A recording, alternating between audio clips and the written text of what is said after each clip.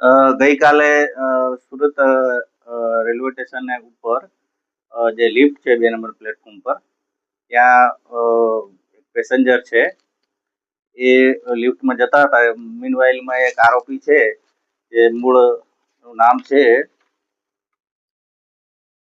કરણ નામનો જે આરોપી છે, એને એ ફરિયાદીનું પેન્ટનું ખિસ્સું છે એ કાપી અને એના ખિસ્સામાંથી 3 સોનાના બિસ્કિટ ચોરેલા.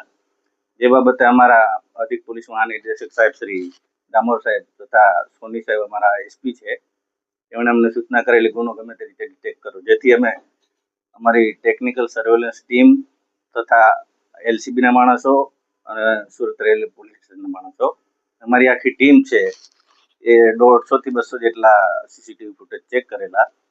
ત્યારબાદ આરોપીનું પગેરું મળતા જે એક રિક્ષા છે એ રિક્ષામાં બેઠેલો જણાયેલો અને વરાછા ખાતે ઉતરેલો એવું જાણવા મળેલું. જે ચેક કરતા આરોપીને લાવીને પૂછપરછ કરતા તેની પાસેથી બિસ્કિટ કબજે કરેલ છે. આ આરોપી કોણ છે, કેવી રીતે ફરિયાદીનો સંપર્કમાં આવ્યો? ફરિયાદી છે એ વડગામ બાજુથી ટ્રેનમાં બેસીને આવેલો અને 2 નંબરનું જે પ્લેટફોર્મ છે ત્યાં લિફ્ટમાંથી એ ઉતરવાની કોશિશ કરેલી, મતલબ પેસેન્જર તરીકે ઉતરેલા. એની આરે આરોપીએ ભીડભાડનો લાભ લઈને ખિસ્સું કાપેલું. આરોપી ક્યાં છે? આરોપી મૂળ ભાવનગરનું વતની છે.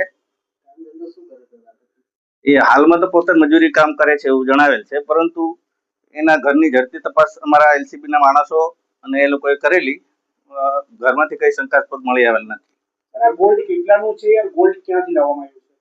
ગોલ્ડ છે એ જૈન દેરાસરમાંથી મળેલું છે દાનમાં, અને ટોટલ 100 ગ્રામના 3 બિસ્કિટ છે, જેની અંદાજિત કિંમત છે 45 લાખ જેટલી. મહિલાનો શું રોલ છે?